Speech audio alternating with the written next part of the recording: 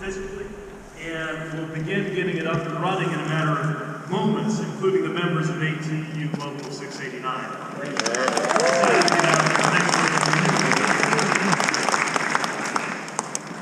So many of us have so many strong associations and memories when it comes to Dulles Airport. Well, I wasn't expecting to go quite as far down memory lane as Senator Warner took me. I certainly remember the excitement that I felt when the bus dropped me and a bunch of other students with backpacks slung over our shoulders to get ready to board a jumbo jet to take us overseas for a scholarship that changed all of our lives. I remember the knot in my stomach when a cab dropped me off here a few years later to catch a flight to Kuwait onto a war zone for the first time as a civilian economic advisor. And a bit less dramatically than many times as transportation secretary, I come here to catch a flight. And so many people, either in their greatest adventures or in their everyday routines, counts on the transportation in and around this airport, in and around this region. When the airport was first opened, almost exactly 60 years ago today, President Kennedy said that the building symbolizes the aspirations of the United States. And I think the same can be said of the Silver Line today. Allowing people to affordably get to where they need to go, whether it is a baggage handler working at the airport or a federal employee, yes, commuting into the District of Columbia, or a software engineer working at the terrific tech employers who are here. So many will count on this and will benefit from it. And I think all of us in the DMV have that experience of a friend saying that they're coming to Washington, they're flying in, and you're so excited, I can't wait, I'll be there to greet you when you come. And then there's that little pause. Wait a minute, which airport? Awkward pause, no more, because it will be easier no matter what. And it's a very fitting day for this celebration. And not only because, as I would be remiss to omit, it is the birthday of our Federal Transit Administrator, Maria Fernandez.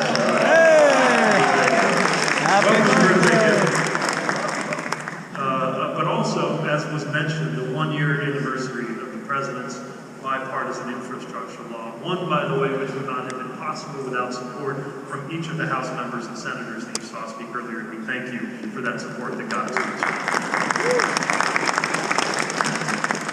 here. And just like many of us would say of the Silver Line itself, not a moment too soon. We have been waiting a long time, nationally, for the investments that are allowing us to fix roads and bridges, to allow us to reconnect communities that were divided in the past, to say yes more and more times to more and more great applications for improvements at ports and airports, including, by the way, right here at Dulles, where a new 14-gate concourse will improve access to passengers right in and out of this region. Just a few of the literally thousands of projects that are underway, and that reflect the vindication of those who believe that we need and must pursue these kinds of infrastructure investments. And what we've seen with the passage of the infrastructure law, the projects we're helping to deliver, and what we see here with the Silver Line, is democracy at work. And yes, as anyone who has ever survived a public hearing or meeting knows, sometimes democracy in action can be a lot to bear. At the end of the day, people have come together to make things better. And as Chair Randall so aptly put it, this is more than anything about everyday life. Because in this room, Senator Kaine and Mr. McKay and others, we are in the minority, I think, in terms of literally dreaming about public policy and public transit and transportation. But everybody has dreams about faith or about family or about enterprise or whatever it is that makes them tick. We don't even have to know what they dream about to know that what happens next when they get up in the morning, whatever it is that makes them tick, they will be better off because of the environmental benefits, the economic benefits, the safety benefits, the affordability benefits of excellent public transportation.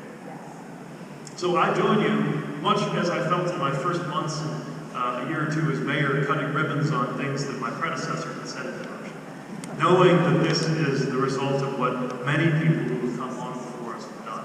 I'm here more than anything to join in that celebration, to urge you on to represent a resolutely and enthusiastically pro-public transit Biden-Harris administration, and to offer my warmest congratulations to everybody.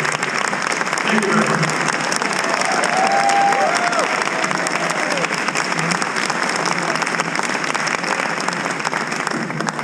How do you beat that for closing an amazing program? Secretary Pete Buttigieg, thank you for all your service, Secretary.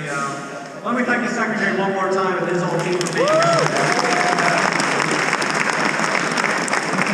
So I know you're all really cold, and we're getting really close to cutting a ribbon, getting these trains moving. So in closing, I want to just take a quick moment, a little privilege here, to thank our project team, the event team, the comms team, and our government affairs team for pulling this whole event together. Great job.